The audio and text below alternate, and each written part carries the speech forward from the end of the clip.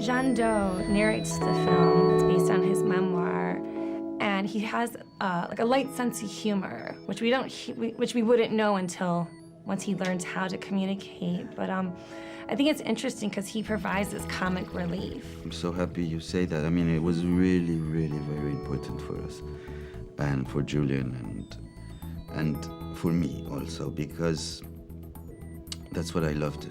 That what compelled me in the book was this incredible sense of humor. Mm-hmm. And so I had quite some fun, in fact, doing that, because for the inner thoughts, for instance, in the other actors, as Jean Doe is not on screen, they had to act with the lens, you know, and I couldn't be near the lens helping them. They had to go and look straight inside.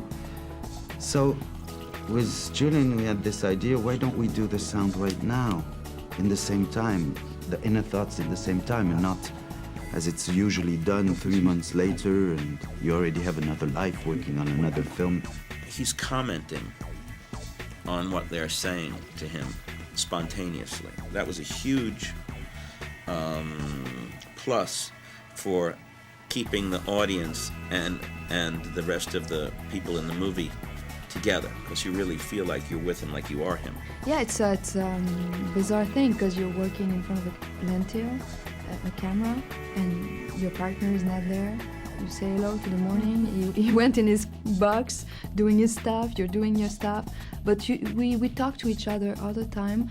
And he was saying to me sometimes, "Oh, this now I felt like you was seducing me too much." So, oh, I did that, because it's so bizarre. You don't have the mirror. You don't have.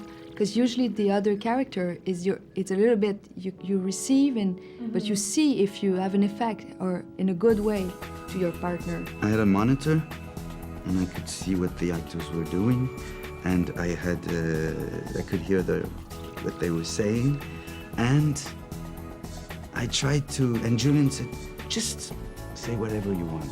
And as I remembered the book, I remembered what friends of Jean Doe told me about this funny guy. And I tried just to invent things. Jean Doe himself, just watching the film and being familiar with the book, even though he's in this suspended agony, he still has a sense of humor and he's very witty.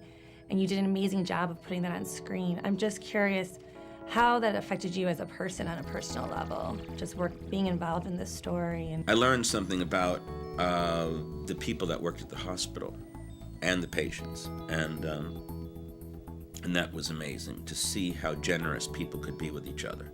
And I was just thinking, why does somebody have to be sick for people to be like that with them? Why can't we all love each other in the same way? Why can't we all be compassionate? Why can't we be curious about what's going on in each other's heads? What is the problem, This is such an amazing and heartbreaking story at the same time. I'm just curious, what was your introduction to Jean Doe Bobby? Did you know him in real life, or did you read about him? No, I didn't meet him when he was alive, but I remember very well when the book was released. In France, it was quite a story, because the amazing thing is that he died 3 days after the book was released. His voice is really important to preserve. Probably the effort was so strong, and like at the end when he finished the book, I think just.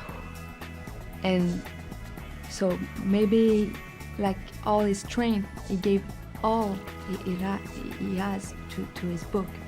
So it's beautiful. So he became immortal in a way. He wrote it also because people in Paris were saying that he became a vegetable. I'm not a vegetable, I'm not. And so he reacted. And he had this strength to do it. And he didn't think he was going to die.